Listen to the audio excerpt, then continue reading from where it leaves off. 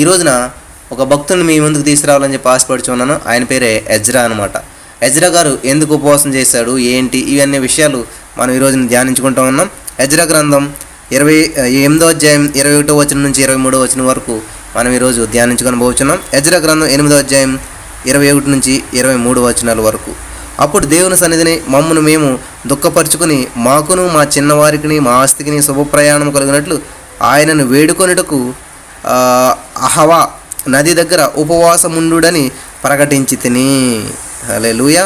మేలు కలుగజేయుటకై ఆయనను ఆశ్రయించి వారందరికీ మా దేవుని హస్తము తోడుగా ఉండును గాని ఆయన హస్తమును ఆయన ఉగ్రతయు ఆయనను విసర్జించు వారందరి మీదకి వచ్చినని మేము రాజుతో చెప్పి ఇంటిమి గనుక మార్గమందున్న శత్రువుల విషయం మాకు సహాయం చేయనట్లు కాల్బలమును రౌతులను రాజునొద్ద కావాలని మనవి చేయుటకు సిగ్గు నాకు తోచెను. మేము ఉపవాసం ఉండి ఆ సంగతిని బట్టి మా దేవుని వేడుకొనగా ఆయన మా మనవి అంగీకరించెను. దేవునికి స్తోత్రం. హల్లెలూయా. ప్రార్థించుకుందాం. స్తోత్రం దేవా, సర్వోన్నతుడ, సర్వాధికారి, నీ ఘనమైన అత్యున్నతమైన నామానికి లెక్కలేని స్తుతులు, స్తోత్రాలు, వందనాలు చెల్లిస్తున్నాం. ఈ సమయంలో వాక్యాన్ని ధ్యానిస్తూ ఉండగా మాతో మాట్లాడమని, నీ ఆత్మ అభిషేకం కుమ్మరించమని మా రక్షకుడు ప్రభువైన యేసురావును ప్రార్థించి పొందుకుని ఉన్నాం మా పరమ తండ్రి. ఆమేన్. Praise the lord. హల్లెలూయా. దేవుని నామానికి మహిమ. మరి యోవేలు గ్రంథం 1వ అధ్యాయం 14వ వచనం ప్రకారం ఉపవాస దినము ప్రతిష్ఠించుడి, వ్రత దినమును ఏర్పరచుడి అన్నట్టు ఆ వాక్యం ప్రకారం ఇక్కడ ఏం చేస్తున్నాడంట, ఎజ్రా గారు ఏం చేస్తున్నాడంట, ప్రకటించాడంట. వీళ్ళు చూడండి, ఎందుకని వీళ్ళు ఉపవాసం చేస్తూ ఉన్నారు, అసలు ఏమైంది అని చూసినట్లయితే మనకి 7వ అధ్యాయం 27వ వచనం చూసినట్లయితే అక్కడ ఒక చక్కని మాట ఉన్నదన్నమాట. యెరూషలేములో నుండి యెహోవా మందిరమును అలంకరించుటకు. చూడండి, యెరూషలేములో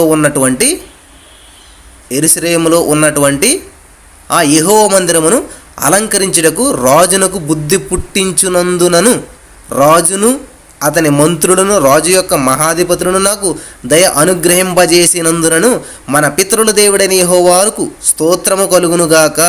నా దేవుడైన యెహోవా హస్తము నాకు తోడుగా ఉన్నందున నేను బలపరచబడి నాతో కూడా వచ్చుటకు ఇశ్రాయేలీయుల ప్రధానులు సమకూర్చితిని. అదండి విషయం. వీళ్ళు బబులోనులో శ్రమలో, బాధల్లో, ఇబ్బందుల్లో 70 సంవత్సరాలు ఉండిన తర్వాత వీళ్ళకి విడుదల వచ్చింది. అక్కడ పాడైపోతున్నటువంటి దేవుని మందిరాన్ని అలంకరించడానికి, బాగు చేయడానికి వెళ్తూ ఉన్నప్పుడు వీళ్ళంతా ఏం చేస్తూ ఉన్నారంటే ప్రయాణమై వెళ్తున్నారు. ఎవరు? ఇశ్రాయేలీయుల ప్రధానులందరూ కూడా సమకూర్చబడి ఎజ్రాతో వెళ్తూ ఉన్నప్పుడు ఎజ్రా నాయకత్వంలో ఎజ్రా చెప్తూ ఉన్నాడు అనమాట. ఏమని చెప్తూ ఉన్నాడు? 21వ వచనం చూసి, దేవుని మమ్మును మేము దుఃఖపరుచుకొని మాకును మా చిన్నవారికి మా ఆస్తికి శుభప్రయాణం కలుగునట్లుగా ఆయనను వేడుకొనుటకు అహవా నది దగ్గర ఉపవాసముండుడని ప్రకటించి తిని. ప్రియులారా, ఈ రోజున చూసినట్లయితే చాలామంది చేసేటువంటిది ఏంటంటే, చూడండి ఇక్కడ, మా చిన్నవారికి మాకును మా చిన్నవారికి మా ఆస్తికిని శుభ ప్రయాణము కలుగునట్లుగా ఆయనను వేడుకొనుటకు అహవా నది దగ్గర ఉపవాసం ఉండుడని ప్రకటించిడి.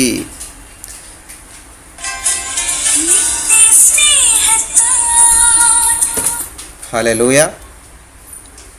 దేవుని నామానికి మహిమ కలుగును గాక. ఇక్కడ ఎందుకని ఉపవాసం ఉండాలి, ఎందుకని ఉపవాసం ప్రకటించుడి అని చెప్పి ఆయన చెప్తా ఉన్నాడంటే చాలా స్పష్టంగా ఉన్నది ఇక్కడ. ఎందుకనంట, మాకును మా చిన్నవారికిని. చూడండి, మనం అన్ని విషయాల్లో పెద్ద, అన్ని విషయాల్లో గొప్ప, అన్ని విషయాల్లో మాకు తెలుసు అని అనుకుంటూ ఉంటాం చాలామంది. మన కోసమే చేసుకుంటూ ఉంటాం చాలామంది. కానీ చిన్నవారు ఉంటారు కొంతమంది.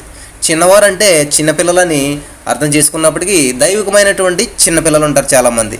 కొంచెంగా దేవుళ్ళకి వస్తూ ఉంటుంటారు, అప్పుడప్పుడే దేవుళ్ళు బలపడుతూ ఉంటుంటారు, అప్పుడప్పుడే చిన్నపిల్లలాగే తప్పడడుగులు వేస్తూ ఉంటారు. వాళ్ళు కూడా చిన్నగా నడుచుకుంటూ దేవుని దగ్గరికి వస్తూ ఉంటారు. హల్లెలూయా. అటువంటి వాళ్ళ యొక్క ఏంటంట, మాకును మా చిన్నవారికిని, అంత మాత్రం కదా, మా ఆస్తికిని శుభప్రయాణం కలిగినట్లు. దేవుని నామానికి స్తోత్రం. శుభ ప్రయాణం, శుభం అంటే మంచిది, ప్రయాణం అంటే మంచి ప్రయాణం. కాబట్టి మనం ప్రయాణం ప్రారంభించాలి. ఎక్కడి నుంచి? బబులోనులో నుంచి, చెరలో నుంచి ఎక్కడికి వెళ్తున్నారు? దేవుని సన్నిధిలోకి వస్తూ ఉన్నప్పుడు. కాబట్టి దేవుని సన్నిధిలోకి వస్తున్నప్పుడు మన ప్రయాణం ఎలా ఉండాలంట? ముందు మనల్ని మనం సరి చేసుకోవాలంట, మనల్ని మనం తగ్గించుకోవాలంట. ఉపవాసం అంటే ఏంటి? దేవునితో సహవాసం. అంటే వీళ్ళు ప్రయాణం చేస్తూ ఉన్నారు. కాబట్టి దేవునికి దగ్గరగా ఉంటే ఎంత దూరమైనా మనం ప్రయాణం చేయవచ్చు. అర్థం చేసుకోండి అందరూ కూడా. దేవునికి దగ్గరగా ఉంటే ఎంత దూరమైనా ప్రయాణం చేయొచ్చు. దేవునికి దగ్గరగా ఉండి చేసినటువంటి ప్రయాణంలో ఎంత దూరమైనా కూడా మనం అలసిపోము, ఎంత భారమైనా కూడా మనం బాధపడము, ఎంత కష్టమైనా కూడా మనకి ఏమీ ఇబ్బంది అనిపించదు. ఇశ్రాయేలు ప్రజలు దేవుని చేత నడిపించబడిచినప్పుడు వాళ్ళు చేసేటువంటి ప్రయాణం ఎలాగుందంట, అరణ్యం గుండా వెళ్తున్నారు, అయినా కూడా వాళ్ళకేమీ ఇబ్బంది అనిపించలేదు. భయంకరమైనటువంటి ఎడారులు గుండా వెళ్తూ ఉన్నారు, భయంకరమైనటువంటి సముద్రాలు ఎదురొస్తూ ఉన్నాయి, ఏది ఎదురొచ్చినా కూడా వాళ్ళని ఏది ఆపలేకపోతుంది. ఎందుకనంటే వీళ్ళ దేవునికి దగ్గరగా ఉన్నారు కాబట్టి ఎంత దూరపు ప్రయాణాన్ని అయినా కూడా చాలా అవలీలగా చేయగలుగుతున్నారు. ఈ రోజున మనం చాలా సంసారం అనేటువంటి సాగరం ఈదుటి మిక్కులు చాలా కష్టం అని చెప్పి అంటుంటుంటారు. నేను ఈ ఏంటుంటాయి ఇవి సామెతలు సంథింగ్ ఏంటుంటాయి తెలుగులో. నేను తెలుగు చాలా ఇంట్రెస్ట్ బాగా చదువుకుని ఉండనమాట.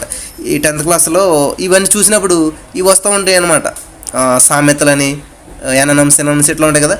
చదివి సంసారం అనేటువంటి సాగరం నీదిటి మిక్కులు చాలా కష్టము. నిజమే, సంసారం అనే కాదు, ఉద్యోగం అనే కాదు, మన జీవితంలో ఏ సమస్య అయినా కూడా దాన్ని ఈదుకుని దానిని వెళ్ళాలంటే చాలా కష్టం. దేవుడు చెప్తున్నాడు, నువ్వు ఏది అవసరం లేదురా బాబు, నడిచి వెళ్ళిపోదు గాను, పరిగెట్టుకు వెళ్ళిపోదు గాను, నువ్వు కష్టపడే అవసరం లేదు అని చెప్తున్నాడు. ఎట్లాగా? ఇప్పుడు నిజంగా ఇజ్రాయేల్ ప్రజల సముద్రాన్ని ఈదుకుంటూ వెళ్ళాలంటే ఎంత టైం పడుతుంది? ఒకవేళ ఈదుకుంటూ వెళ్ళగలుగుతారు వాళ్ళు? లేదు. కానీ దేవుడు ఏం చేశాడు, ఇది ఈదుట చాలా కష్టం కాబట్టి నేను మార్గాన్ని ఏర్పాటు చేస్తానని చెప్పాడు. కాబట్టి దేవునికి దగ్గరగా ఉన్నారు వాళ్ళు. వాళ్ళు దేవునికి దగ్గరగా నడిపించాడు మోషే వాళ్ళని. మోషే అందరికంటే దేవునికి దగ్గరగా ఉండి అడుగుతున్నాడు, దేవా ఇంత ప్రయాణం ఎలా చేయాలి ఏంటి అని అన్నప్పుడు, నువ్వు నాకు చాలా దగ్గరగా ఉన్నావు కాబట్టి నా మాట విను అని చెప్పాడు. నీ చేతిలో కర్ర ఉంది కదా, ఆ కర్రను సముద్రం మీద కొట్టని చెప్పాడు.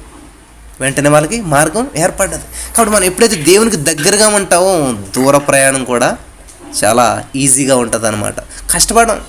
నా ప్రియమైనటువంటి సహోదరి స్నేహితులారా, నా జీవితంలో నేను చూసినప్పుడు ఎప్పుడు కూడా మనం ప్రయాణం చేసే ముందు శుభ ప్రయాణంగా జరగాలి, అది ఆరోగ్యవంతంగా ఉండాలి, ఆనందదాయకంగా ఉండాలి. మన జీవితంలో ప్రతిదీ జర్నీనే. ఒక పెళ్లి చేయడం కూడా ఒక ప్రయాణమే, ఒక పిల్లల్ని కంటం కూడా ఒక ప్రయాణమే, ఒక ఉద్యోగం పొందుకోవడం కూడా ఒక ప్రయాణమే. హల్లెలూయా. చూడండి, ఈ లోకంలో ప్రతిదీ కూడా ఒక ప్రయాణమే. కాబట్టి ఆ ప్రయాణం శుభ ప్రయాణముగా జరగాలి, శుభప్రదముగా జరగాలి అంటే ఏం చేయాలంటే మనం మొదట ఆయన రాజ్యమును నీతిని వెతకండి అని దేవుని వాక్యం సెలవిస్తూ ఉంది. మొదట ఆయన రాజ్యమును నీతిని ఎప్పుడైతే వెతుకుతామో అప్పుడు అవన్నీ కూడా అనుగ్రహించబడతాయి. ఇవన్నీ ఉద్యోగము, భార్య, పిల్లలు, ఇల్లు, సమస్తం మాట. కానీ మనం ఏం చేస్తామంటే ఇల్లే కావాలి అంటాం, ఇల్లు కోసమే పాటలు పాడుతూ ఉంటుంటాం. నెల రోజులు కష్టపడి 10 ఇటుకలు కోట పెడతాం, 10 నెలలు కష్టపడి 100 ఇటుకలు కోట పెడతాం, వాటిని కట్టి చేయాలనుకుంటాం, అది ఎప్పటికీ అవ్వదు. కాబట్టి యెహోవా ఆశీర్వాదం ఐశ్వర్యం ఇస్తుంది. కాబట్టి దేవునికి దగ్గరగా ఉంటే ఎంతటి దూరమైన ప్రయాణాన్నైనా, ఎంతటి క్లిష్ట ప్రయాణాన్నైనా, ఎంత కష్ట ప్రయాణాన్నైనా శుభ ప్రయాణంగా మార్చుకొని వచ్చని చెప్తా ఉన్నాడు దేవుడు. ఎప్పుడు దేవుని దగ్గర ఉంటాం?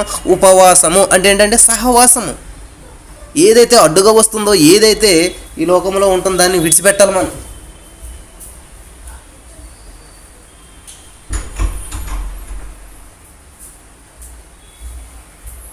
కాబట్టి దేవునికి దగ్గరగా మనం ఉండాలంటే దేవునికి మనకి అడ్డుగా మధ్యలో ఏదైతే ఉన్నదో దాన్ని దూరంగా పెట్టాలి. దేవునికి మనకే మధ్యలో కొన్ని కోపాలు అడ్డు వస్తాయి, కొన్ని పట్టుదలలు అడ్డు వస్తుంటాయి, కొన్ని విషయాలు చాలా ఉంటాయి, మీకు తెలుసు అందరికీ. అవి వాటిని దూరంగా పెట్టినప్పుడు మనం దేవునికి దగ్గర అయిపోతాం. హల్లెలూయా. దేవుని నామానికి మహిమ కలుగును గాక. చూడండి, ఇక్కడ తన ప్రియులు నిద్రించుచుండగా ఆయన వారికి ఇచ్చుచున్నాడు. కాబట్టి మొదట ఆయన రాజ్యమును నీతిని వెతకండి, అవన్నీ ఆయన ఇస్తాడు. నిద్రించుంటే దేవుడు ఇస్తున్నాడంటే మిమ్మల్ని బద్దగత్తులు చేసి ఇస్తాడు, మీరు పని చేయకుండా ఇస్తాడు, మీరు ఏమి చేయకుండా ఇస్తాడని కాదు, మీరు చేస్తున్నటువంటి పనిలో శ్రద్ధ ఆసక్తి ఉండాలన్నమాట. మీరు చేసేటువంటి ప్రార్థనలో ఇక్కడ చాలామంది ప్రార్థన చేస్తూ ఉంటుంటారు, నాకు ఇదే కావాలి అంతే. ఇంకా దేవుడు ఎంత గొప్ప, దేవుని స్తుతించడం ఉండదు, దేవుని మహింపరచడం ఉండదు. మనమంతా కూడా ఏం చేయాలంటే ఫస్ట్ సర్వశక్తిమంతుడా నీకు వందనాలు, నువ్వు గొప్ప దేవుడు నా తండ్రి, నీకు అసాధ్యమైనది ఏమన్నా ఉన్నదా, నీకు సమస్తం సాధ్యం, నువ్వు చేయగలవు, నీ రాజ్యాన్ని మేము వెతుకుతున్నావు, నీ నీతిని వెతుకుతున్నావు తండ్రి, మీరు ఆయనకి ఇచ్చి శోధించడానికి బైబిల్ కానీ సెలవిస్తుంది. మనం ఇవ్వం, అసలు భూమిలో విత్తనం నాటకుండానే పంటరా అసలు అరే నీ చేతిలో ఉన్న విత్తనం విడిచిపెట్టరా నాయన, నేను నీకు పంటనిస్తానని దేవుడు చెప్తుంటే, లేదు ఒక్క విత్తనం ఉంది చేతిలో, అది విడిచిపెట్టేస్తే నేను లాస్ అయిపోతాను, నాకు అసలు ఏముండదు. అరే నేను చెప్తున్నాను కదా అంటే, లేదు లేదు నీకు తెలియదు, ఈ చేతిలో ఒక్కటే ఉంది, విడిచిపెట్టేసింది అంటే నా చేతిలో ఉన్నదంతా 1000 రూపాయలే, ఇవి దేవునికి ఇచ్చేయండి, నా పని అడుక్కు తినవలసిన పరిస్థితి ఏర్పడుతుంది అని చెప్పి చాలామంది అంటూ ఉంటుంటారు. లేదు, నేను భూమిలో నుంచి పంట మొలిపించి వాడికి సమృద్ధి అయినటువంటి పంట నేను చేతిలో చేయకూడదు. ఆ పంట ఆ చేతిలో విత్తనం పట్టుకెళ్ళి భూమిలో వేయాలా? అదే విశ్వాసం. దేవుడు ఎంత అద్భుతకరుడు అంటే, అదే నీ చేతిలోనే పంట పండించవచ్చు కదా, నీ చేతిలోనే 1000 ధాన్యం గింజలు చేయొచ్చు కదా, ఒక్క ధాన్యం గింజని అల్లి మళ్ళీ అది భూమిలో పడతాం ఎందుకు, ఆ 10 మొక్క అవటం ఎందుకు, మొక్క ఈ చెట్టు అయ్యి కాయలుగా అప్పుడు ఫలించడం ఎందుకు, అంత ప్రాసెస్ ఎందుకు అసలని. దేవుడు ప్రతీది కూడా ఒక సిస్టమేటిక్గా ఒక పద్ధతి ప్రకారంగా చేస్తూ ఉంటాడు. ఈ ప్రాసెస్లో మనం నలుగుతూ ఉంటాం, ఈ ప్రాసెస్లో మనం ఎదుగుతూ ఉంటాం, ఈ ప్రాసెస్లో మనం షైన్ అవుతూ ఉంటాం, ఈ ప్రాసెస్లో మనం షార్ప్ అవుతూ ఉంటుంటాం. ఆ షార్ప్ అవటాకని చెప్పే దేవుడు మనలాగా నడిపిస్తూ ఉంటుంటాడు. ఇక్కడ ఏం చేయాలి చెప్తున్నాడు ఎజ్రా గారు, మా చిన్నవారికి మా ఆస్తికి శుభ ప్రయాణం కలుగునట్లుగా ఆయనను వేడుకొనుటకు ఆవాస నది దగ్గర ఉపవాసం ఉండుడని ప్రకటించింది. అంటే శుభ ప్రయాణం జరుగునట్లుగా అంటే ప్రయాణం చేయలేదు, ఇంకాను ప్రయాణం చేయటానికి సిద్ధంగా ఉన్నారు. దానికంటే ముందు ఏం చేయాలని చెప్తున్నాడు, ఉపవాస దినం ప్రకటించడి అని చెప్తున్నారు. చూడండి, చాలామంది ఏం చేస్తారంటే అద్భుతం జరిగాక మేము ఉపవాసం ఉంటాము, దేవుడు మాకు మేలు చేసిన తర్వాత మేము ఉపవాసం ఉంటాము, దేవుడు మేలించి బ్రదర్ నాకు ఈ ఉద్యోగం ఇచ్చాడంటే నేను ఇంత కానుక ఇస్తాను అంటే బిజినెస్ ఏమైనా చేస్తున్నారా? దేవుడితో చాలామంది ఎలా అంటారన్నమాట, నాకు ఈ ఉద్యోగం ఇచ్చాడంటే దేవుడికి నేను ఇది ఇస్తాను, నాకు మేలు చేయడంటే దేవుడికి సమర్పించుకుంటాను, దేవుడికి నాకు ఇచ్చేసాడంటే గుండు గీయించుకుంటాను, దేవుడు నాకు అది చేసాడంటే ఇట్లాగా. అంటే దేవుడికి టెస్ట్ పెడుతున్నారా? నాకు చాలామంది మాటలు ఎట్లా ఉంటాయన్నమాట, అంటే దేవుడికి పరీక్ష అనమాట. దేవుడికి నీ పరీక్ష పాస్ అయ్యాడనుకో దేవుడని ఒప్పుకుంటాను. అంటే దేవుడికి ఒక ఎగ్జామ్ అనమాట, మనకు ఉద్యోగం రావటం ఆయనకు ఒక ఎగ్జామ్. ఆ ఎగ్జామ్ పాస్ అయ్యాడనుకో ఆయన, అంటే దేవుడు ఎగ్జామ్ పాస్ అవడం అంటే ఏంటి, మనకు దేవుడు ఉద్యోగం ఇస్తే ఆయన ఎగ్జామ్ పాస్ అయినట్లు, ఒకవేళ మనకు దేవుడు ఉద్యోగం వెళ్ళదనుకోండి ఆయన ఫెయిల్ అయిపోయినట్లు అనమాట. ఇట్లా చాలామంది ఏం చేస్తారంటే దేవునికి ఎగ్జామ్ పెడతారు. మనలో చాలామంది పెట్టే ఉంటాం కదా, అందరికీ ఇప్పుడు చాలామందికి అనిపిస్తూ ఉంది, అరే నిజమే నేను ఇలాగే అన్నాను కదా, నేను ఇలాగే చేసేవాడిని, నేను కూడా అలాగే చేశాను, దేవా నిజంగా నువ్వు నాకు ఉద్యోగం ఇస్తే నా పోస్ట్ శాలరీ నీకు ఇస్తాను, దేవా నువ్వు నాకు మంచి భార్యని ఇచ్చావంటే, మంచి భర్తని ఇచ్చావంటే నీకు 10 రోజులు ఉపవాసం ప్రార్థన చేస్తాను, నీ సన్నిధికి మానకుండా వస్తాను, చేసావంటే చేస్తాను, నువ్వు ఇది చేస్తే నేను అది చేస్తాను. ఇట్లాగా మనం చాలా పెడతా ఉంటాం కదా, కండిషన్స్ పెడతా ఉంటాం చాలామంది మనలో, నేను కూడా పెట్టినటువంటి వాడినే. కానీ దయచేసి ఆలోచన చేయండి ప్రియమైనటువంటి సహోదరి స్నేహితులారా, దేవుడు చేయగలడు అని సామర్థ్యం ఉన్నటువంటి వాడు మనం నమ్మాలి, కానీ దేవునికి మాత్రం మనం పరీక్ష పెట్టకూడదంట. మీరు ప్రార్థన చేయనప్పుడు వేషధారుల వలె కాక, మత్తయి సువార్త 6:5 ఉంది, మనుషులకు కనబడవలనని సమాజ మందిరంలో వీధులలో నిలిచి ప్రార్థన చేయటం వారికి ఇష్టమంట, వారు తమ ఫలము పొంది ఉన్నారని నిశ్చయముగా మీతో చెప్తున్నాను. ఎవరి ఫలాలు వాళ్ళు పొందుతారండి, సంత వీధుల్లోనూ అక్కడక్కడ ఇలా చేసేటువంటి దానికి వచ్చే ప్రతిఫలం వేరే ఉంటుంది, రహస్యంగా చేసేటువంటి ప్రతిఫలము వేరే ఉంటుంది. రహస్యమందు చూచుచున్న మన తండ్రి ఏం చేస్తాడంట, ప్రతిఫలం ఇస్తాడంట, రహస్యమందు చూచుచున్న తండ్రి. కాబట్టి నువ్వు ఏదైతే అందుకే దేవుడు చెప్పాడు, కుడి చేతితో ఇచ్చింది ఎడమ చేతికి కూడా తెలియకూడదని. కాబట్టి ఈ రోజున ఏం చేస్తారంటే ఉపవాసం చేస్తుంటే 100 మందికి తెలియజేస్తూ ఉంటుంటారు అన్నమాట. మరి అదండి బ్రదర్, మీరు ఎందుకని లైవ్లో హెడ్డింగ్ ఎందుకు పెట్టారు ఉపవాస ప్రార్థనలని, అందరికీ తెలియాలనా లేకపోతే ఏంటి అంటే, ఇక్కడ ఎందుకని మేము పెడుతున్నామంటే దీని ద్వారా అనేక మంది బలపడతారని చెప్పి తప్ప మేమేదో డప్పు కొట్టుకోవటాక అందరికీ తెలియటాక అన్నటువంటి ఉద్దేశం కాదు. ఇది చూసానా వాళ్ళ జీవితంలో దేవుని నామాన్ని మహింపరుస్తారు, దేవుని కనెక్ట్ అవుతారు అనేటువంటి ఉద్దేశాలతో తప్ప ఇక్కడ ఎవరో చెప్పుకోవటం కాదు. దయచేసి తప్పుగా అర్థం చేసుకోకండి. ఇక్కడ చూడండి, నేను శుభ ప్రయాణం జరిగేటువంటి కలుగునట్లుగా ఉపవాసము ప్రకటించాడంట ఆయన. హల్లెలూయా. ప్రియమైనటువంటి సహోదరి స్నేహితులారా, ఈరోజున వాక్యం ఇచ్చినటువంటి మీరు మరి మీ జీవితంలో ఎటువంటి అద్భుతం జరగాలని మీరు ఆశిస్తూ ఉన్నారు? దేవుడు పని చేస్తే మనకు మేలు చేస్తాడు, ఇట్లా కొంతమంది అనుకుంటారు, దేవుడికి ఇచ్చేస్తే మనకి ఇచ్చేస్తాడు. కాబట్టి ఇటువంటి బిజినెస్ మైండ్ తోటి రాకుండా హార్ట్ఫుల్గా దేవుడు నన్ను ఈ ప్లేస్లో పెట్టాడంటే నేను అనేక మందికి ఆశీర్వాదకరంగా ఉండాలి, ఈ నూతనమైనటువంటి ఉద్యోగం ఇచ్చాడంటే, ఎవరికి లేనటువంటి ఇటువంటి ఉద్యోగం నాకు ఇచ్చాడంటే, ఈ ప్లేస్లో ఇక్కడ పెట్టాడంటే, ఇంత క్లిష్ట పరిస్థితుల్లో ఇటువంటి బస్సులు కూడా వెళ్ళినటువంటి ప్రదేశాల్లో ఇటువంటి దారుణమైన ప్రదేశాలు నన్ను ఎందుకు పెట్టాడంటే నా అవసరం ఏదో ఉంది అక్కడ. నేను తెనాలి వచ్చానండి, 2 రోజులు ఉన్నాను. 2 రోజులు కూడా నేను అక్కడ కూర్చుని అసలే లేను.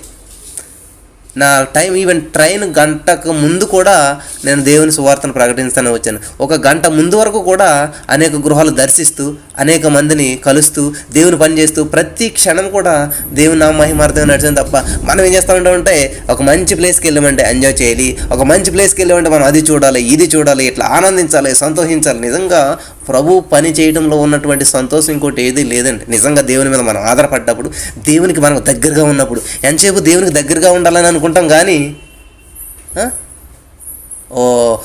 అటు వెళ్ళి ఇటు వెళ్ళి అది చూసి ఇది చూసి ఆనందించాలనుకో, ప్రభువును చూసి ఆనందించాలనుకుంటాం. ప్రభు యొక్క మహిమను అనేక మంది పొందుకుంటున్నప్పుడు వాళ్ళని బట్టి మనం ఆనందించాలనుకుంటుంటాం. హల్లెలూయా.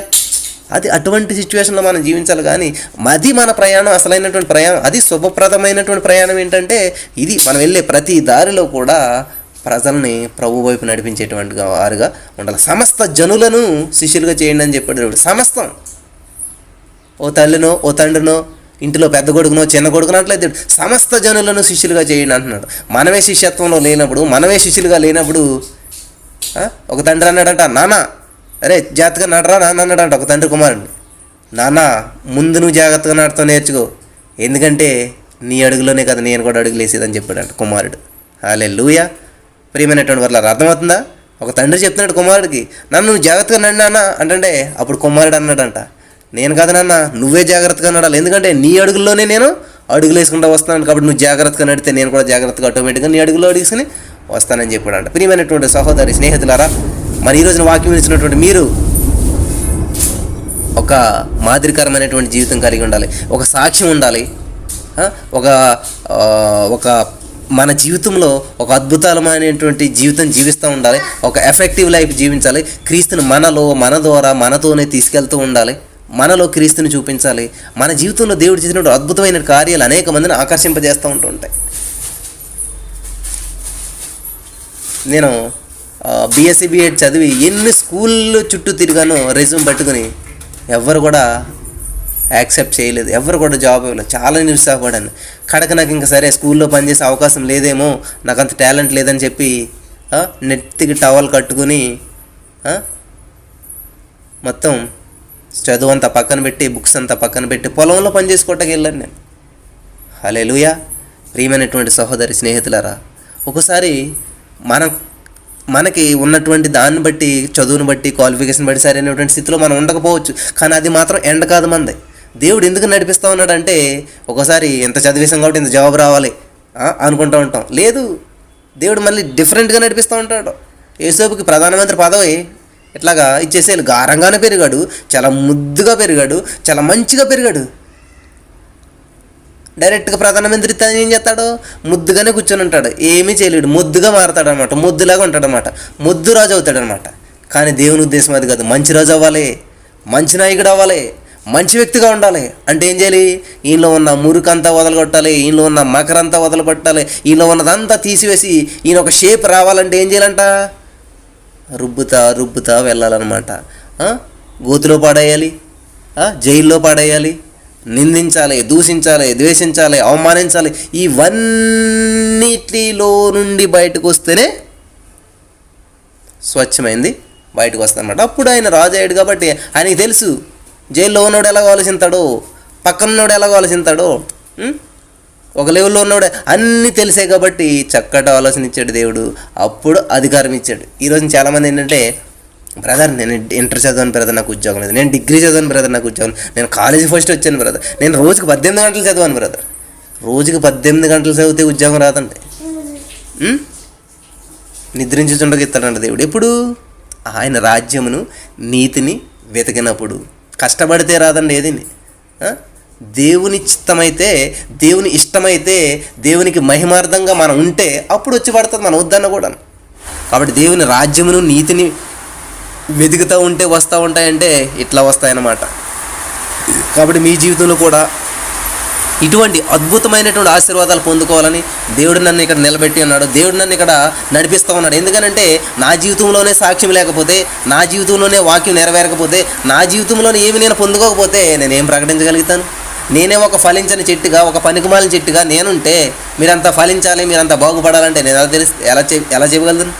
నేనే టేస్ట్ చేయనటువంటి దాని గురించి పట్టుకొచ్చి ఇది చాలా బాగుంటుందండి, చాలా టేస్టీగా ఉంటుంది, దీని టేస్ట్ ఇదే అని చెప్పగలదునా? లేదు. రుచి చూడకుండా దేని గురించి మనం చెప్పకూడదు కూడా, చెప్పలేము కూడాను. కాబట్టి ముందు మనం రుచి చూడాలి. ఏ తల్లి అని ఏం చేస్తుంది, ముందు వండి డైరెక్ట్గా పిల్లలకి వారికి భర్తకు అందరూ పెట్టేసేది. ఆమె ఏం చేస్తుంది, టేస్ట్ చూస్తుంది. అమ్మో ఇందులో ఉప్పు ఎక్కువైంది, అమ్మో ఇందులో ఉప్పు తక్కువైంది, లేకపోతే కారం ఎక్కువైంది, ఇది ఇవన్నీ అన్నీ సరిపెట్టి అమ్మని సరిచేసి అప్పుడు ఏం చేస్తుంది, పిల్లలకి భర్తకి పెడుతుంది. అది ఇళ్ళకు ఉండేటువంటి లక్షణం. దేవుడు కూడా ఏం చేస్తాడంటే తన బిడ్డలను ఎప్పుడు కూడా ముందు వాళ్ళని సరిచేసి వాళ్ళని నడిపించి, యేసుప్రభు శిష్యులు కూడా ఏం చేశాడు, నన్ను రండి మీకు బైక్స్ ఇస్తాను, నన్ను రండి మీకు కార్లు ఇస్తాను, నన్ను వెంబడించండి మీకు అన్ని సమృద్ధిని ఇస్తానలేదు.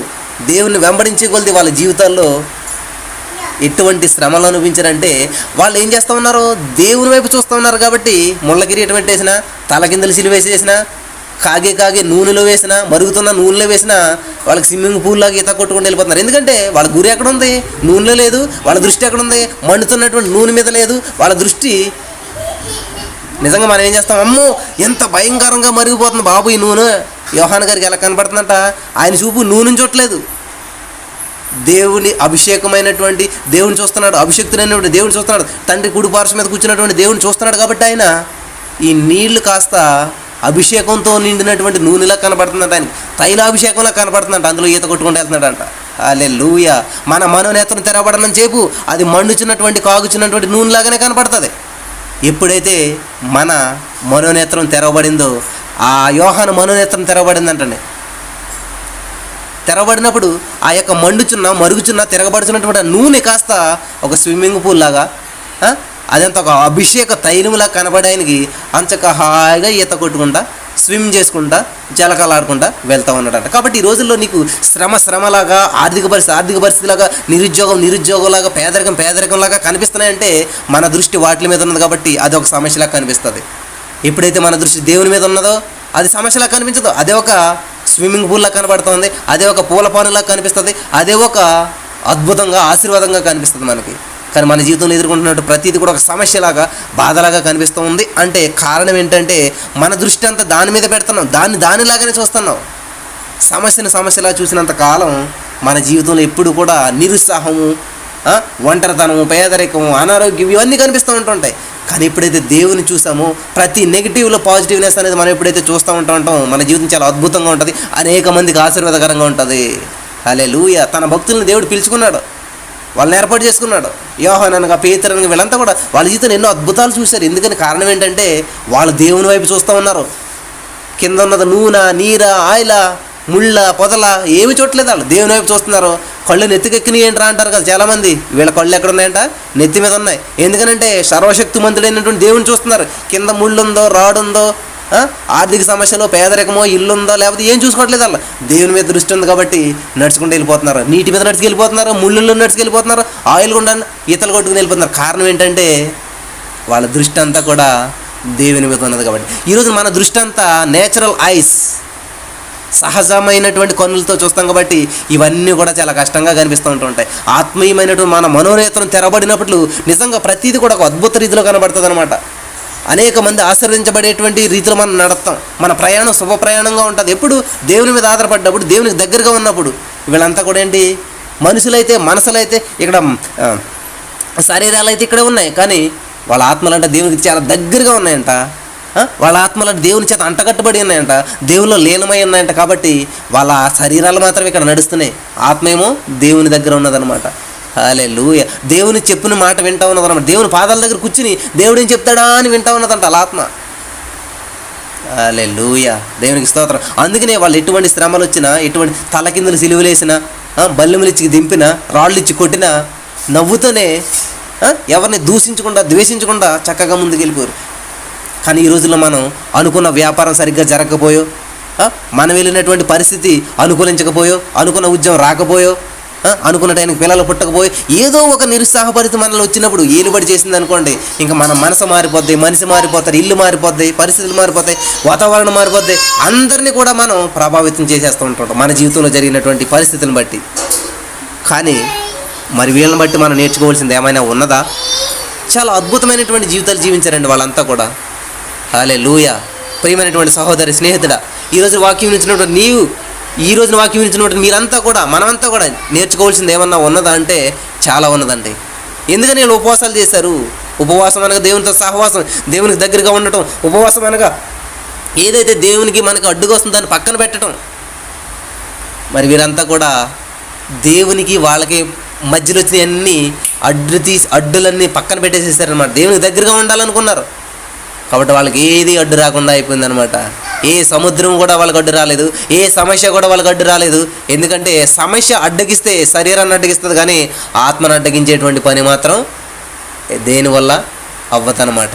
కాబట్టి వాళ్ళ శరీరాలను నలగొట్టచ్చు, వాళ్ళ శరీరాలకు శ్రమ కలిగించవచ్చు అనుకున్నారు వాళ్ళంతే. ఈవెన్ పౌలు గారైనా, పేతురు గారైనా, యోహాన్ గారైనా ఎవరైనా కూడా మా శరీరాలను మీరు ఏం చేసుకుంటారు, కానీ ఆత్మను సంపువానికి భయపడాలి తప్ప శరీరం సంపువానికి మేమేమాత్రం భయపడం అన్నారు వాళ్ళు. హల్లెలూయా, దేవునికి స్తోత్రం.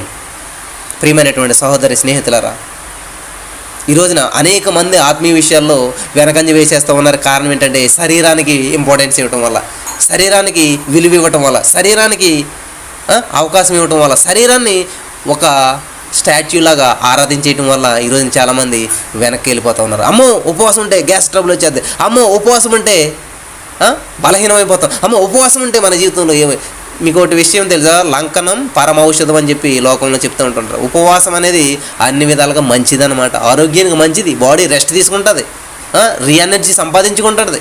ఈవెన్ వాళ్ళు దేవుని తెలుసుకున్న వాళ్ళైనా తెలుసుకోకపోయిన వారైనా అసలు ఎవరైనా కూడా ఉపవాసం ఉండటం వల్ల వాళ్ళ ఎనర్జీ లెవెల్స్ పెరుగుతాయి. హల్లెలూయా, దేవుని నామానికి మహిమార్థం. అర్థమవుతున్న వాళ్ళందరూ ఆమెను చెప్దాం. హల్లెలూయా. ఉపవాసం ఉండటం వల్ల ఎనర్జీ పెరుగుతుందంట, శక్తిహీనమవు, బలహీనమవు. దేవుని తెలుసుకోకపోయినా కూడా శరీరంలో ఒక ఉత్తేజ శక్తి అనేది ఖచ్చితంగా వస్తుందంట. ఉపవాసం ఉండటం వల్ల మన బాడీకి రెస్ట్ దొరుకుతుందంట, బాడీ రిపేర్ చేసుకుంటూ ఉంటుందంట. ఎక్కడెక్కడ మైనర్ రిపేర్స్ ఉన్నాయన్నీ కూడాను. అట్ ద సేమ్ టైం నువ్వు దేవునికి దగ్గరగా ఎప్పుడైతే జీవిస్తూ ఉపవాసం ఉంటూ దేవునితో సహవాసం చేస్తూ జీవిస్తూ ఉంటామో మనలో ఉన్నటువంటి చూడండి, దేవుని దగ్గరికి వెళ్తూ ఉన్నప్పుడు సూర్యునికి దగ్గరికి వెళ్ళి కొద్ది ఏమవుతుందంట, హీట్ బాగా పెరుగుతుంది అనమాట. హీట్ బాగా పెరిగే కొద్ది ఏమవుతుంది, మనం సిన్సియర్గా మారిపోతాం. సిన్సియర్ అంటే వితౌట్ వ్యాక్స్, అంటే మైనపు పూత లేనటువంటి వారుగా మనలో ఉన్నటువంటి మైనపు పూత అంతా కూడా కరిగిపోతూ ఉంటుంది. మనలో ఉన్న మళ్ళీ అంతా కూడా తొలగించబడుతుంది. అగ్నిగుండా వెళ్ళే కొద్ది ఏదైతే తుప్పు ఉందో, ఏదైతే మట్టి ఉందో, ఏదైతే కర్ర ఉందో, ఏదైతే బొగ్గు ఉందో ఇదంతా కూడా ఏమవుతుంది, మాడిపోతుంది, సైడ్ అయిపోతుంది, పక్కకి వెళ్ళిపోతుంది, బూడిదైపోతుంది. ఒరిజినల్ ఏదో బయటపడతాయి అనమాట. బయట పైన ఉన్న మెరుగులన్నీ కూడా పక్కకి వెళ్ళిపోతాయి. ఒరిజినల్ ఏదన్నదంట అప్పుడు బయటపడుతుంది అనమాట. హల్లెలూయా, దేవునికి స్తోత్రం. కాబట్టి ఎవరైతే దేవునికి దగ్గరగా ఉంటారో వాళ్ళ ఒరిజినల్ రూపం అంతా బయటపడుతుంది. ఎవరైతే దేవునికి దగ్గరగా ఉంటారో వాళ్ళ ఒరిజినాలిటీ మాత్రమే దేవుని సన్నిధిని చేర్చుకోగలుగుతుంది. కాబట్టి మనం వేసుకున్న మేకప్లు, మనం వేసుకున్నటువంటి అలంకరణ, మనం వేసుకున్నటువంటి ఇవన్నీ కూడా విడిచిపెట్టేవలసినటువంటి సమయం ఏర్పడుతుంది, సమయం వస్తుంది అనమాట. దేవుడు దహించు అగ్ని అన్నాడు కాబట్టి ఆయన మనలోనికి వచ్చినప్పుడు మనలో ఉన్న ప్రతి విధములైనటువంటి చెడును దహించి వేస్తాడు. ఆయన ప్రతి విధములైనటువంటి పాపమును దహించి వేస్తాడు. ప్రతి విధములైనటువంటి చెడు ఆలోచనలు, చెడు తలంపులు ఏదైతే ఉన్నదో అదంతా దహించబడవేయవలసిందే, ఖచ్చితంగా దహించబడవలసిందే. హల్లెలూయా, దేవునికి స్తోత్రం కలిగిన గాక. ఎజ్రా ఉపవాస దినాన్ని ప్రకటించాడు. ఎందుకంటే శుభ ప్రయాణంగా ఉండాలి. మనం వెళ్ళే ప్రయాణం, మన చిన్నలు, మన పెద్దలు, మన ఆస్తి, మనకున్న ప్రతీది కూడా శుభప్రదంగా ఉండాలి, సంతోషకరంగా ఉండాలి, దేవుడిచ్చేది ఆశీర్వాదకరంగా ఉండాలి, దేవుడిచ్చేది అనేక మందికి మరి ఉపయోగకరంగా ఉండాలంటే మనం ముందు దేవుని దగ్గర ఉపవాసం అంటే తగ్గించుకోవడం, దేవుని దగ్గర తగ్గించుకోవడం అనమాట. దేవునికి సమర్పించుకోవడం. నాకున్నదంతా తీసి పక్కన పెడతాం. గోని బట్ట కట్టుకున్నారని చదువుకున్నాం మనం. కాబట్టి నాకున్న అధికారము, నాకున్న అహంకారం, నాకున్న ప్రతీది కూడా నేను తీసి పక్కన పెడుతున్నాను. నీకు ఏదైతే ఇష్టమో, నీకు ఏదైతే మరి నా ప్రభా నీకు ఇష్టానుసారమైనది ఏదైతే దాన్నే ధరించుకుంటాను అని చెప్పి మనకున్న సమస్తము తీసి పక్కన పెట్టి దేవుని నామాన్ని మహింపరిచే రీతిలో మనం ఉంటామన్నమాట. దేవునికి స్తోత్రం. హల్లెలూయా, హల్లెలూయా, హల్లెలూయా, హల్లెలూయా, హల్లెలూయా. దేవునికి స్తోత్రం కలుగును గాక. ప్రియమైనటువంటి సహోదరి స్నేహితులారా, మరి ఎజ్రా మాటకి వాళ్ళంతా ఎవరంటండి? ఎజ్రా మాటకు ఒబీడియన్స్ చూపించిన వాళ్ళు 7:8 ఉంది. నాతో కూడా వచ్చుటకు ఇశ్రాయేలీయుల ప్రధానులను సమకూర్చితిని. హల్లెలూయా, సమకూర్చితిని. ప్రియమైనటువంటి సహోదరి స్నేహితులారా, మీరు ఎవరైనా సమకూర్చగలుగుతున్నారా? మీతో పాటు మీరు ఎవరన్నా సమకూర్చగలుగుతున్నారా? మీతో పాటు మీరు ఎవరినైనా దేవుని సన్నిధికి నడిపించగలుగుతున్నారా? దేవుని యొద్దకు రండి. ఎందుకని? యెరూషలేములో నుండి యెహోవా మందిరము అలంకరించుటకు, బాగు చేయుటకు, పాడైన పునాదులు కట్టుటకు వెళ్దాం రండి అన్నప్పుడు ఎవరన్నా మనతో రాగలుగుతున్నారా? మనం చేసేది మంచి పని అని గుర్తించగలుగుతున్నారా? అటువంటి వాళ్ళు మీరు ఏర్పాటు చేసుకోగలుగుతున్నారా? ఒకసారి ఆలోచించేయండి. హల్లెలూయా. శుభ ప్రయాణం కలిగినట్లుగా ఆయన వేడుకున్నట్టుగా ఆవాస నది దగ్గర ఉపవాసం ఉండుటని ప్రకటించితిని. మేలు కలుగ చేయుటకై ఆయనను ఆశ్రయించి వారందరికీ మన దేవుని హస్తం తోడుగా ఉండును గాని ఆయన హస్తమును ఆయన ఉగ్రత ఆయనను విసర్జించి వారందరి మీదకి వచ్చునని మేము రాజుతో చెప్పి ఉంటేమి కనుక మార్గమందున్న శత్రువుల విషయమై మాకు సహాయం చేయనట్లు కాల్బలమును రౌతులను రాజునొద్ద కావాలని మనవి చేయుటకు సిగ్గు నాకు తోచెను.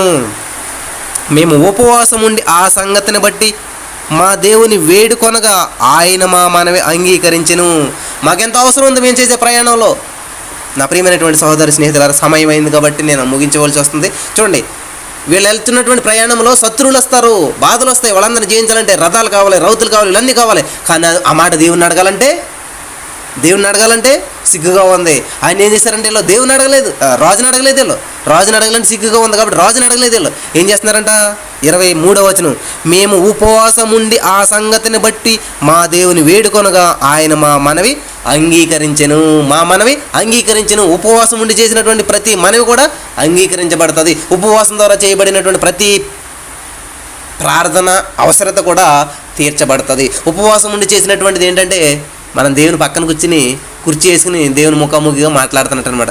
ప్రభా ఇది సమస్య ఉంది, ప్రభా జీసస్ ఆల్మైటీ గాడ్లో చాలామంది పిల్లలకి బాధపడుతున్నారు ఏసయ్య, చాలామంది ఉద్యోగాలకు బాధపడుతున్నారు ఏసయ్య అని మనం చెప్పి ఒక కుర్చీ వేసుకుని దేవుడితో ముఖాముఖి మాట్లాడుతున్నాను అనమాట. సరే అయితే రైట్, ఇది కొట్టేస్తున్నాను, ఇది తీర్చేస్తున్నాను, ఇంకేం కావాలి చెప్పు, ఇవి సమస్యలు ఇవన్నీ చదివేసాం మనం, ఈ కామెంట్ రూపంలో నేను చదివేస్తున్నాను అనమాట. సరే ఇది అయిపోయింది అన్నీ కూడా అయిపోయినాయని చెప్తున్నాడు దేవుడు. దేవునికి స్తోత్రం కలిగిన కాక నమ్మిన వాళ్ళందరూ ఆమెను చెప్దాం. కాబట్టి ఈయన ఏం చేస్తున్నాడు? మాకు ఇన్ని రథాలు కావాలి, ఇంత కాలుబలం కావాలి, ఇంత రౌతులు కావాలి, ఇవన్నీ మేము రాజుని అడగాలంటే సిగ్గేస్తుంది. కాబట్టి ఏం చేయాలంట? నీకు సిగ్గు కలిగినప్పుడు ఉపవాసం ఉండి ప్రార్థన చేయాలి, నీకు మేలు కలిగినప్పుడు ఉపవాసం ఉండి ప్రార్థన చేయాలి, మనకి సంతోషం కలిగినప్పుడు ఉపవాసం ఉండి ప్రార్థన చేయాలి, మనకి ఏది కావాలన్నా కూడా ఏం చేయాలంట? ఉపవాసం ఉండి ప్రార్థన చేయాలి. మనకి చాలా విషయాల్లో కొంతమందికి కొన్ని షై ఫీలింగ్స్ ఉంటుంటాయి. ఏది వచ్చినా కూడా మన దేవుని దగ్గర గురించి ఉపవాసం ప్రార్థన చేసినప్పుడు మేము ఉపవాసం ఉండి ఆ సంగతిని బట్టి, ఏ సంగతి? చాలా సంగతులు ఉన్నాయి మీకు ఇక్కడ. పిల్లలు లేకపోవచ్చు, ఉద్యోగం లేకపోవచ్చు, ప్రమోషన్ లేకపోవచ్చు, ఏది లేకపోయినా కూడా మీరేం చేయాలంట? ఉపవాసం ఉండి ఆ సంగతిని బట్టి, ఆ సంగతి అన్న కూడా మీ సంగతి రాసుకోండి అందరు కూడా, ఆ సంగతి అన్న దగ్గర మీ సంగతి రాసుకోండి అందరు కూడా, మీకు ఏ సంగతి అయితే ఉన్నదో ఆ సంగతిని బట్టి మా దేవుని వేడుకొనగా ఆయన మా మనవి అంగీకరించెను. కాబట్టి ఈ రోజున మీ సంగతి ఏంటో నాకు తెలియదు, కానీ మీ సంగతి ఏదైనా కూడా మీ సంగతిని బట్టి మీరు ప్రార్థన చేస్తూ ఉండగా, మీది ఆర్థిక సమస్య అయినా, అనారోగ్య సమస్య అయినా, మనది ఏ సమస్య అయినా ఇక్కడ ఉన్న వారందరితో కూడా ఆ సంగతిని బట్టి మనంతా వేడుకుంటున్నాం. ఆ సంగతిని బట్టి మనంతా కూడా దేవుని వేడుకొని చూడగా ఏం చేస్తున్నాడంటే ఆయన మన మనవి అంగీకరిస్తాడంటలేదు, అంగీకరించాడు. దేవునికి స్తోత్రం కలిగిన కాక. కాబట్టి ఈ సమయంలో మనందరం మనవి దేవుడు అంగీకరించి ఉన్నాడు. అది ఏ సమస్య అయినా సరే ఒక్కొక్కరికి ఒక మనం ఉన్నదండి. మిమ్మల్ని మనం చేసుకుంటూ ఒక్కొక్కరు ఒక మనం చేసుకుంటూ ఉంటారు. కాబట్టి అలాగా అందరు మనవులు మనట దేవుడు ఏం చేస్తున్నాడంట? అంగీకరించెను. నేను చాలాసార్లు గుర్తు చేస్తుంటాను, దేవుడు ఎప్పుడు కూడా పాస్ట్ టెన్స్లో ఉంటాయి ప్రతి మాటలు కూడా. నిన్ను దీవింతాను అనలేడు దేవుడు, దీవించేసాను అంటాడు దేవుడు. నీకు స్వస్థత కలుగుతుంది అన్న దేవుడు ఎప్పుడు కూడా స్వస్థత వచ్చేసింది అంటాడు. నీకు ప్రమోషన్ ఇస్తాను అన్న దేవుడు ప్రమోషన్ ఇచ్చేసాను అంటాడు. నీకు ఉద్యోగం ఇస్తానన్న దేవుడు ఉద్యోగం ఇచ్చేసాను అంటాడు. ఏది ప్రభువా నేను ఇంకెలా ఉన్నానంటే ఆత్మలోకంలో ఆల్రెడీ హ్యావ్ డన్, అయిపోయింది. అది ఈ లోకంలో రావడానికి కొంచెం ప్రాసెస్ ఉంటుంది, కొంచెం వెరిఫికేషన్ ఉంటుంది.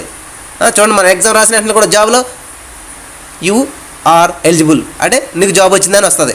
కానీ వెంటనే పిలిచిచ్చారు, సర్టిఫికేట్ వెరిఫికేషన్ ఉంటుంది, ఇంకా చాలా ఇంటర్వ్యూస్ ఇవన్నీ జరిగిన తర్వాత అప్పుడు మనం జాబ్కి పంపుతారు. యాక్చువల్గా మనం ఎగ్జామ్ పాస్ అయిన మరుక్షణమే మనం జాబ్ విన్ అయినట్లు లెక్క. కానీ వెంటనే మన జాబ్ వచ్చేసి మన ఇంటికి వచ్చేసి ఇచ్చేయరు అనమాట. సర్టిఫికేట్స్ అంటే ఒరిజినల్ సర్టిఫికేట్స్ లేకపోతే ఇవి అవని చెప్పి వెరిఫికేషన్ చేసి ఇస్తారనమాట. అలాగే ఆత్మలోకంలో మనం పొందుకున్నటువంటిది కూడా ఈ లోకంలో మన దగ్గరికి రావాలంటే కొంచెం వెరిఫికేషన్ ఉంటుంది, కొంచెం ప్రాసెస్ అంతా కూడా జరుగుతూ ఉంటుంది. కాబట్టి ఈ రోజున ఎవరైతే ఉద్యోగం లేదో, ఈ రోజున ఎవరైతే ఏ సమస్యలో ప్రమోషన్ లేదో, ఈ రోజున ఎవరైతే స్వస్థత లేదో, ఈ రోజున ఎవరికైతే ఏదైతే లేదో ఆల్రెడీ నేను పొందుకున్నాను, నేను స్వస్థత పొందుకున్నాను, నేను ఉద్యోగం పొందుకున్నాను, నేను పిల్లలు పొందుకున్నాను, I am pregnant, I am job holder, I am healed. ఇట్లాగా ప్రతిదీ కూడా మీరు మనం అనమాట చేసినప్పుడు మేము ఉపవాసం ఉండే ఆ సంగతిని బట్టి మా దేవుణ్ణి వేడుకొనగా ఏం చేశాడంట? ఆయన అనగా యేసయ్య మా మనవి అనగా మనందరం అని ఏం చేయడంట అంగీకరించెను. హల్లెలూయా. నమ్మని వాళ్ళందరూ ఆమెను చెప్దాం. అంగీకరించాడు దేవుడు నా మొర అన్న వాళ్ళందరూ కూడా ఆమెను చెప్దాం. దేవుడు నా మొర అంగీకరించాడు, నో డౌట్. దేవుడు అంగీకరించాడు. నేను పొందుకున్నాను, నేను నమ్ముచున్నాను, నేను పొందుకున్నాను. I believe it, I receive it అన్న వాళ్ళందరూ కూడా ఆమెను చెప్దాం. దేవునికి స్తోత్రం కలిగిన గాక. నమ్మిన వాళ్ళందరూ నా ప్రభు ఈ సమయంలో పొందుకుందరు కాక నా తండ్రి. ఎవరైతే ఈ వాక్యాన్ని నమ్ముచున్నారో, ఎవరైతే ఈ వాక్యాన్ని విశ్వసిస్తున్నారో, ఎవరైతే నా ప్రభు దీని ద్వారా బలపడి ఉన్నారో, యేసు నామములో వారి యొక్క ప్రతి మనవి అంగీకరించబడి వారి యొక్క సమస్య తీర్చబడిన గాక నా తండ్రి. హల్లెలూయా. అది ప్రమోషన్ అవ్వచ్చు, ఉద్యోగం అవ్వచ్చు, పిల్లలు అవ్వచ్చు, ఆర్థిక సమస్య నుంచి విడుదల అవ్వచ్చు, గృహం అవ్వచ్చు, ఏదైనా ప్రభావ వారి మనవి నువ్వు ఆలకించినావని నేను నమ్ముచున్నాను తండ్రి. హల్లెలూయా. Thank you Jesus. వందనాలు నా ప్రభు. నువ్వు ఆలకించినందుకు వందనాలు తండ్రి. నువ్వు సహాయం చేసినందుకు వందనాలు తండ్రి. నా ప్రభా ప్రార్థన చేసుకుందాం. ప్రతి వారు కూడా ప్రార్థనలు ఏకీభవించండి. యేసయ్యా నీకు వందనాలు ప్రభు. ఇంతవరకు చాలా అద్భుతమైనటువంటి మాటలతో మాతో మాట్లాడిన తండ్రి. అనేక మంది ఆశీర్వదించబడ్డారన్న తండ్రి. అనేక మంది నమ్మి ఉన్నాను తండ్రి. ఎజ్రా చెప్పినటువంటి మాటకు ఒబీడియన్స్ చూపించారు తండ్రి. వారంతా ప్రార్థించినప్పుడు వారి ప్రయాణం శుభప్రదంగా ఉండాలని నా ప్రభు. వాళ్ళు మనుషుల వైపు చూడలేదు, రాజుల వైపు చూడలేదు, కానీ నీ సన్నిధిలో చేయగా వాళ్ళ మనవి అంగీకరించాను తండ్రి. నువ్వు వారు మనం అంగీకరించాను తండ్రి. వాళ్ళకి కావాల్సినటువంటివన్నీ అనుగ్రహించావు తండ్రి. నీకు వందనములు చెల్లిస్తున్నావు తండ్రి. ఈ సమయంలో ఎక్కడైతే ఎంతమంది ఏకీభవించారో వారందరూ మనం నువ్వు ఆలకించినందుకు నీకు వందనములు తండ్రి. వారందరూ నువ్వు నడిపిస్తున్నందుకు నీకు వందనములు చెల్లిస్తున్నా తండ్రి. వారందరూ నువ్వు దీవిస్తున్నందుకు వందనములు చెల్లిస్తున్నా తండ్రి. హల్లెలూయా. ఇక్కడ అనేక మంది నా ప్రభు నేను పొందుకున్నట్లు నేను చూస్తున్నాను తండ్రి. అనేక మంది వారి మనవులకు సమాధానం నేను పొందుకున్నట్లు చూస్తున్నాను తండ్రి. వారందరూ నువ్వు దీవించినందుకు నీకు వందనములు తండ్రి. థ్యాంక్ యూ జీసస్ తండ్రి. నువ్వు ప్రార్థన ఆలకించేటువంటి దేవుడు తండ్రి. నువ్వు మా మనవులు అంగీకరించేటువంటి దేవుడు తండ్రి. నీకే ఘనత మహిమ పరవాళ్ళు చెల్లిస్తూ మా రక్షకుడు యేసు నామమున ప్రార్థించి పొందుకుని నమ్మ పరమ తండ్రి. ఆమేన్.